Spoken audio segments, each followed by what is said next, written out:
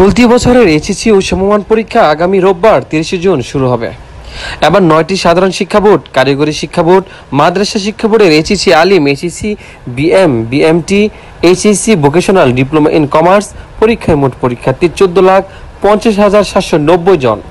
এর মধ্যে ছাত্র সংখ্যা 7,50,281 জন এবং ছাত্রী 7,509 জন।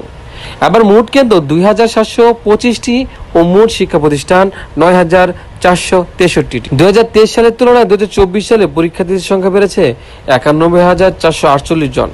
মোট প্রতিষ্ঠান বেড়েছে 294টি আর কেন্দ্র বেড়েছে 66টি।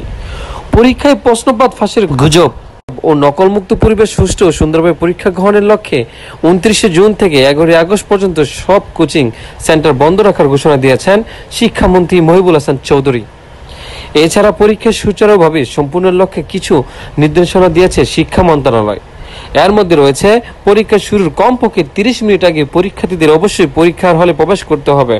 অনিবার্য কারণে কোনো পরীক্ষার্থীকে এর পরে প্রবেশ করতে দিলে তার নাম, রোল নম্বর, প্রবেশের সময় বিলম্ব হওয়ার কারণ ইত্যাদি একটি রেজিস্টারে লিখে ওই দিনই সংশ্লিষ্ট শিক্ষা বোর্ডে প্রতিবেদন পাঠাতে হবে। পরীক্ষা শুরুর 25 মিনিট আগে SMS এর মাধ্যমে সংশ্লিষ্টদের কাছে প্রশ্নপত্রের সেট কোড জানিয়ে দেওয়া হবে। ভারপ্রাপ্ত কর্মকর্তা ছাড়া অন্য কেউ মোবাইল ফোন, ইলেকট্রনিক ডিভাইস নিয়ে কেন্দ্রে প্রবেশ করতে পারবে না।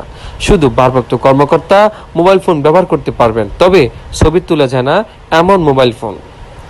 পরীক্ষা সংশ্লিষ্ট ব্যক্তি যেমন পরীক্ষার্থী, কক্ষ পর্যবেক্ষক, ইনভিজিলেটর, মন্ত্রণালয়ের কেন্দ্র পরিদর্শন টিম, বোর্ডের কেন্দ্র পরিদর্শন টিম, জেলা প্রশাসন, উপজেলা প্রশাসনের পরিদর্শন টিম, নিরাপত্তার দায়িত্বে নিয়োজিত আইন প্রয়োগকারী সংস্থার সদস্য ছাড়া অন্য কেউ কেন্দ্রে প্রবেশ করতে পারবে না। এছাড়া বিশেষ সক্ষম পরীক্ষার্থীদের জন্য বিশেষ কিছু ব্যবস্থা করেছে শিক্ষা মন্ত্রণালয়। এর মধ্যে দৃষ্টি প্রতিবন্ধী, সেরিব্রাল পালসি জনিত প্রতিবন্ধী এবং যাদের হাত নেই এমন প্রতিবন্ধী পরীক্ষার্থী স্কাইপ শ্রুতি লেখক সঙ্গে নিয়ে পরীক্ষায় অংশগ্রহণ করতে পারবে। এই ধরনের পরীক্ষার্থীদের এবং শ্রবণ পরীক্ষার্থীদের জন্য অতিরিক্ত 20 মিনিট বাড়ানো হয়েছে। প্রতিবন্ধী অটিস্টিক পরীক্ষার্থীদের জন্য অতিরিক্ত 30 মিনিট সময় বাড়ানো সহ শিক্ষক, অভিভাবক বা সাহায্যকারী বিশেষ সহযোগিতায় পরীক্ষা দেওয়ার সুযোগ সৃষ্টি করেছে শিক্ষা মন্ত্রণালয়। আহমেদুর রহমান, গাজীপুর।